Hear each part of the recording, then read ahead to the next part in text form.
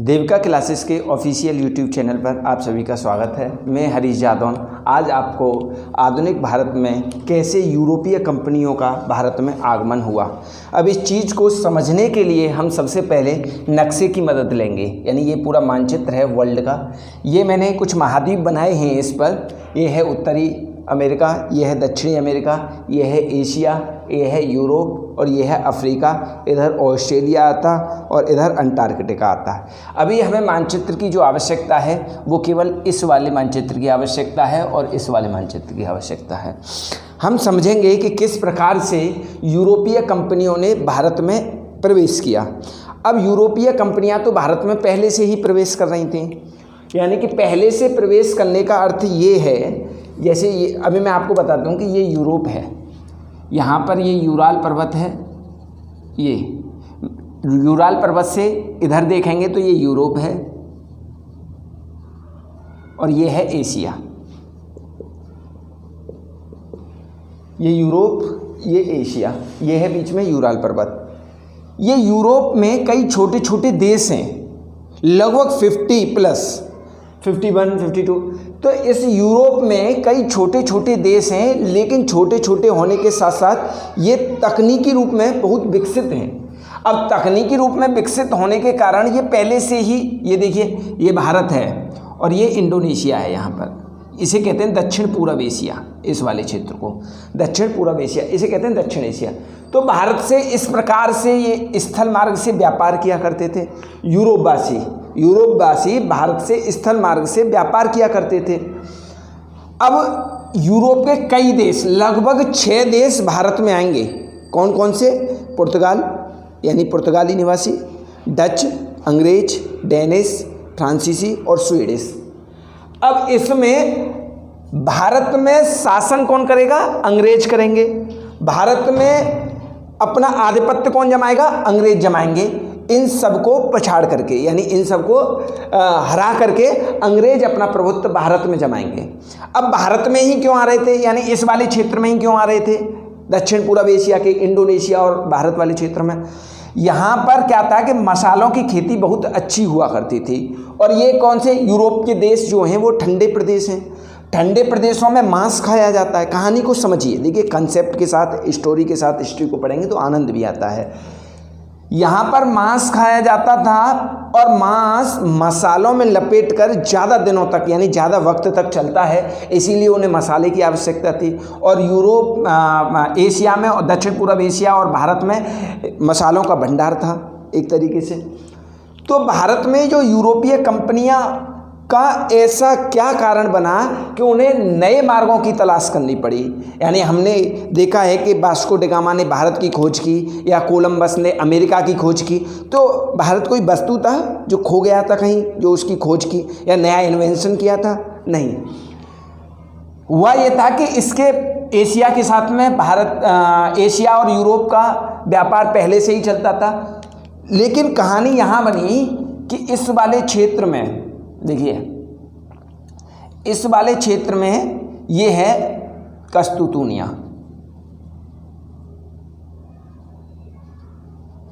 कस्तूतुनिया वाले क्षेत्र में, और यहाँ पर है तुर्क।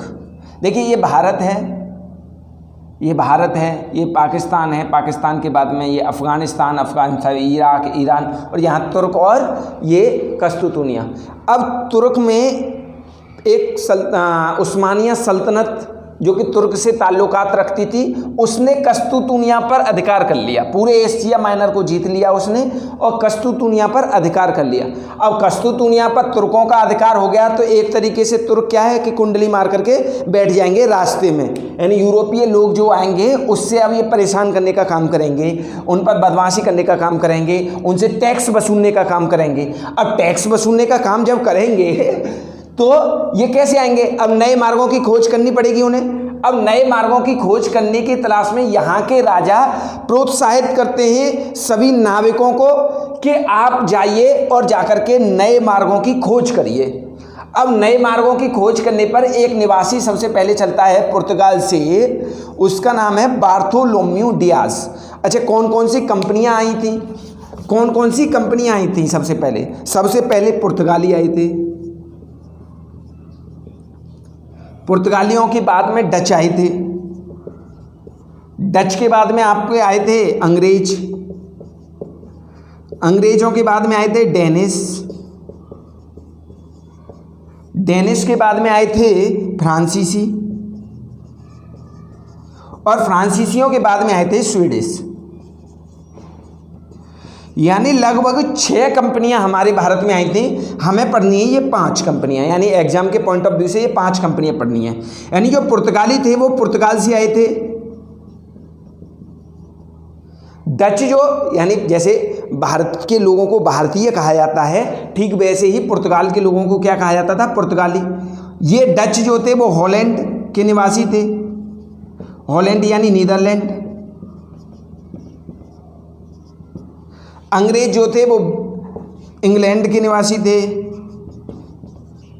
डेनिश जो थे वो डेनमार्क के निवासी थे, ये दिखाई दे रहा है ना, डेनमार्क के निवासी थे, और फ्रांसीसी जो थे वो फ्रांस के निवासी थे, और स्वीडिश जो थे वो स्वीडन के निवासी थे।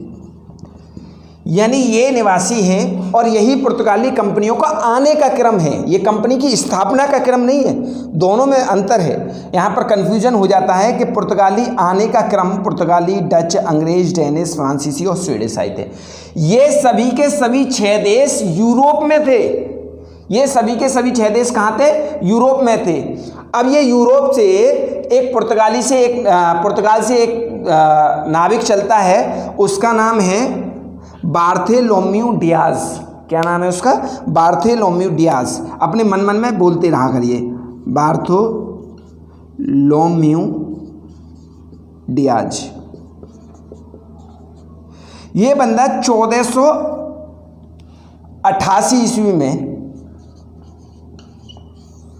कब, 1453 पर कस्तूतुनिया पर तुर्कों ने अधिकार कर लिया, मार्गों को जब्त कर लिया। अब 1488 ईस्वी में बार्थोलोम्यू डियाज नाम का एक व्यक्ति आता है अफ्रीका के, ये देखिए अफ्रीका है, अफ्रीका के तट के सहारे होते हुए, अफ्रीका के तट के सहारे होते हुए और यहाँ तक आता है। यहाँ से आने के बाद में ये इधर उत्तर की तरफ नहीं बढ़ता है, बल्कि वापस चला जाता है। यानी कि इस वाले क्षेत्र को कहते हैं Cape of Good Hope, Cape of Good Hope. यानी बार्थोलोम्यू डियाज 1488 में केप ऑफ गुड होप यानी अफ्रीका के दक्षिणी तट से होकर के वापस चला जाता है, और भारत में भारत आने में ये असफल हो जाता है। इसके बाद में एक और व्यक्ति, उसका नाम था कोलंबस। कोलंबस चलता है स्पेन से, कोलंबस चलता है स्पेन से, और स्पेन से चलने के क्रम में वो चलता भारत की खोज करने पे है, लेकिन वो पहुंच जाता है कहाँ पर, यूएसए में। यानी कह सकते हैं कि अमेरिका की खोज, कहते हैं हमारे यहाँ कि अमेरिका की खोज किसने की थी, कोलंबस ने। वो खोज अमेरिका की नहीं की थी, बल्कि अमेरिका के समुद्री मार्ग की खोज की थी कोलंबस ने। अब ये बंदा 1492 ईस्वी में अमेरिका पहुंच जाता है। पूछा जाता है कि कोलंबस कहाँ का निवासी था, तो आपको बताना है स्पेन का निवासी था। कोलंबस अमेरिका कब पहुंचा, 1492 ईस्वी में पहुंचा। कोलंबस ने किसकी खोज की, यूएसए की खोज की। अब इसके बाद में पुर्तगाली, कौन, पुर्तगाली निवासी वास्को डी गामा, देखिए वास्को डी गामा चलना शुरू करता है। यहाँ से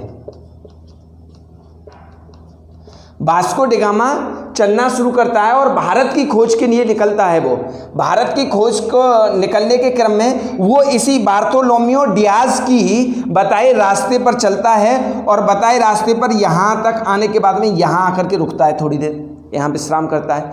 विश्राम यहाँ यानी तंजानिया जैसे देश में वो पूछता है कि यहाँ, अब देखिए यहाँ के निवासियों से वो पूछ रहा है कि भारत को जाने के लिए कौन सा रास्ता है। तो इन्होंने यहाँ बताया कि भारत में लोग, भारत के व्यापारी यहाँ आते जाते रहते हैं। तो यहाँ से अब भारत के लिए जाने में उसे कौन लोग मिलेंगे, उसका नाम है अब्दुल मजीद। कौन, अब्दुल मजीद। अब्दुल मजीद नाम का व्यापारी किसे मिलता है, वास्को डी गामा को मिलता है। वास्को डी गामा को अब्दुल मजीद मिलने के क्रम में वो केरल के कालीकट पर, कहाँ? केरल के कालीकट पर पहुंचता है और जहां पर उसका स्वागत एक हिंदू शासक ने किया होता है, उसका नाम था जिमोरिन। क्या नाम था? जिमोरिन। जिमोरिन। क्वेश्चन आता है कि बताइए भारत में पहुंचते पहुंचते कालीकट पर उसका स्वागत कौन करता है? तो उसका नाम है जिमोरिन। अब यहां पर आने के क्रम में 1498 ईस्वी में वो आता है। कौन आता है? Vasco D gamma. 1498 में ईस्वी में भारत के कालीकट पर पहुंचता है। यहां पर अरबवासी, अरब व्यापारी जो थे वो इसका विरोध करने लगते हैं। क्यों? वही आर्थिक हित छुपे हुए थे। आर्थिक हित छुपे हुए थे क्योंकि उनके व्यापार में नुकसान होगा। जब कोई अपना दूसरा प्रतिद्वंदी आ जाएगा तो उसके व्यापार में नुकसान होगा कि नहीं होगा? होगा। तो यहां पर अरब व्यापारी उसका विरोध करते हैं। ये फिर वापस चला जाता है वास्को डी गामा और आने जाने का खर्च काट करके इसे 60 गुना मुनाफा होता है। कितने गुना मुनाफा होता है? 60 गुना मुनाफा होता है। अब 60 गुना मुनाफा होता है तो ये जाकर के यूरोप में बताएगा कि मुझे भाई भारत से व्यापार करते और मुझे 60, या हो यूरोप में तबाही सी मच जाती है। अब यहाँ से लोग चलना शुरू करते हैं भारत के लिए। अब आता है पेड्रो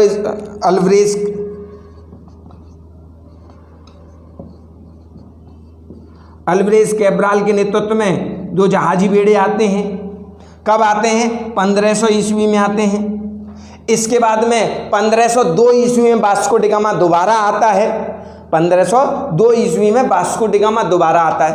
अब धीमे धीमे ऐसे कई पुर्तगाली भारत में प्रवेश कर चुके थे। अगर क्वेश्चन पूछा जाए कि बताइए वास्को डी गामा भारत में कितनी बार आया था? तो 3 बार आया था।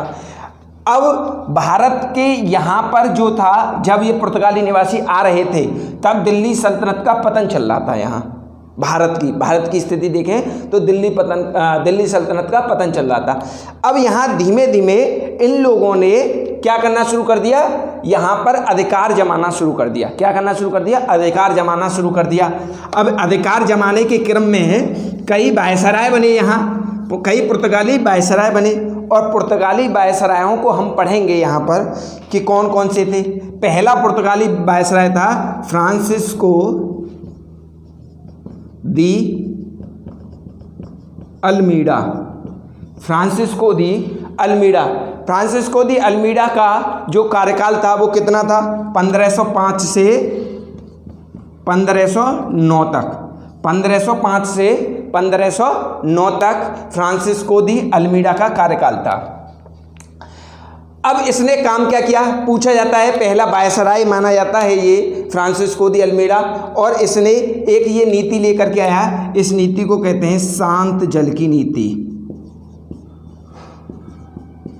क्या कहते हैं? शांत जल की नीति, और इंग्लिश में इसे कहते हैं blue water policy. Blue water policy. Blue water policy में यानी शांत जल की नीति क्या होती है? अब देखिए धीमे धीमे ये जो हिंद महासागर है, यहाँ हिंद महासागर है, हिंद महासागर में ये धीमे धीमे अपना प्रभुत्व जमाने का प्रयास करते हैं। अपना प्रभुत्व जमाने का प्रयास कहाँ करते हैं? हिंद महासागर में। ये हिंद महासागर है भारत के दक्षिण में, ये यहाँ तक प्रभुत्व जमाने का अर्थ है कि अब कोई हिंद महासागर में प्रवेश करेगा तो उसे क्या देना पड़ेगा? टैक्स देना पड़ेगा। यही इसकी शांत जल नीति थी, फ्रांसिस्को दी अल्मीडा। इसके बाद में दूसरा जो वायसराय आता है उसका नाम है अल्बुकर्क। उसका नाम है अल्बुकर्क।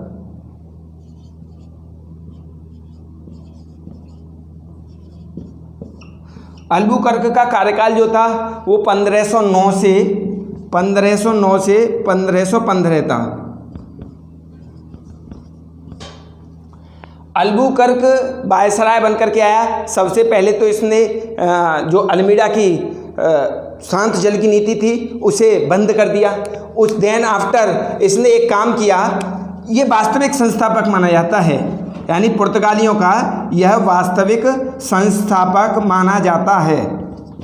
वास्तविक संस्थापक मानने के क्रम में अल्बुकर्क माना क्यों जाता है? चूंकि इसने क्या काम किया? इसने काम क्या किया? कि भारतीय महिलाओं के साथ में शादी करने के लिए प्रोत्साहित करना इसने शुरू कर दिया। अब भारतीय महिलाओं के लिए शादी करने का काम क्यों करेगा ये? अब भारतीय महिलाएं विधवा हो जाती थीं और ये सती प्रथा का विरोध करके ये पुर्तगाली उनसे शादी करते थे। ऐसे करके इनकी जनसंख्या में यहाँ बढ़ोतरी होगी। देखो, विशेष चालाक है अल्बुकर्क, इसीलिए इसे वास्तविक संस्थापक कहा जाता है। इसने ब्लू वाटर पॉलिसी तो बंद कर दी इसने, और ये इसका एक युद्ध होता है। इसने क्या काम किया, बीजापुर का एक राजा था, उसका नाम था आदिल शाह। उस आदिल शाह से इसने गोवा जीत लिया। ये गोवा है। इसने आदिल शाह से क्या काम किया, गोवा जीत लिया। अब गोवा जीतने के क्रम में इन्होंने गोवा ऐसा जीता कि सन 1947 में देश आज़ाद हो गया। लेकिन गोवा को छोड़ करके पुर्तगाली जा ही नहीं रहे। पुर्तगाली सन 1961 तक, यानी देखिए देश आज़ाद हो गया, भारत में सरकार बन गई, भारत की सरकार बन गई, जवाहरलाल नेहरू प्रधानमंत्री थे। 1961 में दूर बैठे पुर्तगाल, ये देखिए पुर्तगाल है, वो दूर बैठा पुर्तगाल गोवा पर अपना आधिपत्य जमाना चाह रहा है, गोवा को अपना बता रहा है। बहुत मारकाट हुई 1961 में, तब जाकर के गोवा पुर्तगालियों से छूटा था। अल्बुकर्क के बाद में एक और शासक आया, उसका नाम था नीनो डी कुन्हा। उसका नाम था नीनो डी कुन्हा। देखिए, चीज़ों को समझते चलेंगे और याद करते चलेंगे। न केवल समझना ही है और न ही केवल याद करना, याद और समझने का दोनों पैरेलल चीज़ रखनी है। तो दूसरे का नाम था नीनो डी कुन्हा। इसका जो कार्यकाल था वो था 1529 से 1538 तक। 1529 से 1538 तक ये अपनी राजधानी को कालीकट से गोवा ले गया था। इसके बारे में केवल इतनी ही बात है। जो भी शब्द लिखे आप अपने कॉपी में नोट डाउन कर लें। मेरे मुंह से जो भी शब्द निकले उसे आप कॉपी में नोट डाउन कर लें। इसके बाद में देखिए अब क्या होता है। अब भारत के लोगों पर पुर्तगालियों का क्या प्रभाव था, भारत के लोगों पर पुर्तगालियों का क्या प्रभाव था। गर्मी बहुत पड़ रही है। पुर्तगालियों का क्या प्रभाव था, यानी पूछा जाए कि बताइए तंबाकू की खेती किसकी देन थी, पुर्तगालियों की देन थी। आलू की खेती भारत में किसकी देन थी, पुर्तगालियों की देन थी। प्रेस की देन किसकी प्रेस भारत में प्रेस किसकी देन थी, पुर्तगालियों की देन थी। और एक कला आती है गोथिक कला। कौन सी कला, गोथिक कला। गोथिक कला किसकी देन थी, वो भी पुर्तगालियों की देन थी। अब पुर्तगालियों ने एक टैक्स लगाना शुरू कर दिया जिसका नाम था कार्टेज पद्धति। अब कार्टेज पद्धति क्या था, कार्टेज पद्धति यानी कि हिंद महासागर में कोई भी देश या इवन भारत के लोग भी, भारत देखिए भारत का हिंद महासागर है, भारत के नीचे है हिंद महासागर, और भारत के लोग भी कार्टेज पद्धति देखो। और कौन देगा, हिंदुस्तान का सबसे उस समय का सबसे बड़ा शासक अकबर ने कार्टेज पद्धति दी है। किसको, पुर्तगालियों को। हिंदुस्तान के सबसे बड़े शासक अकबर, जिसे महान कहा जाता है, उसने भी पुर्तगालियों को कार्टेज पद्धति एक प्रकार का टैक्स होता था हिंद महासागर में अपने जहाजी बेड़ों को लाने के लिए।